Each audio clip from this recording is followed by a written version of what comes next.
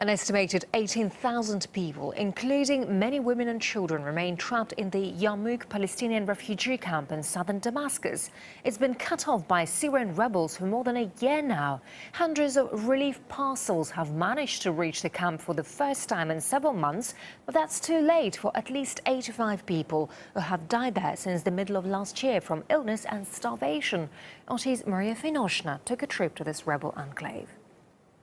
Another battleground of the brutal Syrian war, in the very heart of the country and at the edge of the regime's stronghold.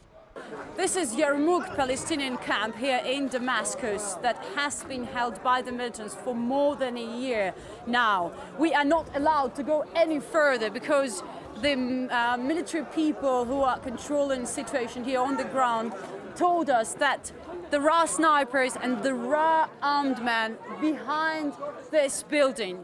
But it's not only from bullets that people here are dying. When we visit, dozens already said to have died from starvation. A year after the siege began, food and water supplies are all but gone. It's as bad as it can get. I'm desperately hungry, and my children have nothing to eat. These women live in the Yarmouk camp that has been home to thousands of Palestinian refugees for decades. But today, they pray for an escape. There's no food, nothing to eat or drink. The militants are inside. I swear on the soul of the Prophet, we want this to stop. What are we guilty of? We just want to go out. They want to go out, but they can't. They're trapped. Those holding the camp only allow women and elderly men to go out briefly to bring in food aid distributed by the Syrian and Palestinian officials together with the UN. Their families remain inside, so they have to return to the besieged camp. While we are talking to one Yarmouk resident, an old man behind us collapses to the ground. No one could tell us exactly why.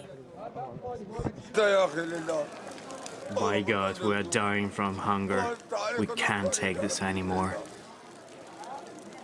Palestinian and Syrian officials have been trying to solve this crisis for months now. Some of our people,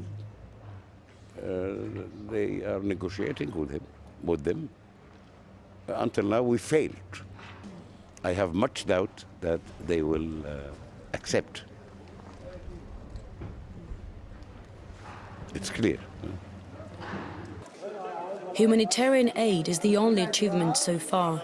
These boxes are allowed in for both the Syrians and Palestinians taken hostage, with some estimates putting that number at 50,000. I ask those responsible how they know the food they deliver will not fall into the militants' hands. They say no one can give any guarantee. The Al-Nusra Front and the Tafkiri groups trade on the hunger of the people. They want to say to the world, look, the people are hungry. It's like the residents have been kidnapped inside their own camp or inside their own home, and the militants are negotiating over them. Siege has become a popular tactic among rebel forces here in Syria. Just recently, we went to the industrial city of Adra outside Damascus.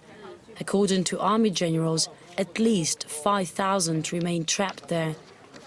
Sieges serve well to weaken an army's capabilities, keeping large forces tied up for long periods of time. But they have another goal too. They claim that the Syrian government is besieging the Palestinians in the camp. They want to invert the truth by saying the Syrian government is part of the killing force. As they don't do anything to protect the people, they want the people to hate the regime. Accusations over the inaction of the Syrian authorities are loud indeed.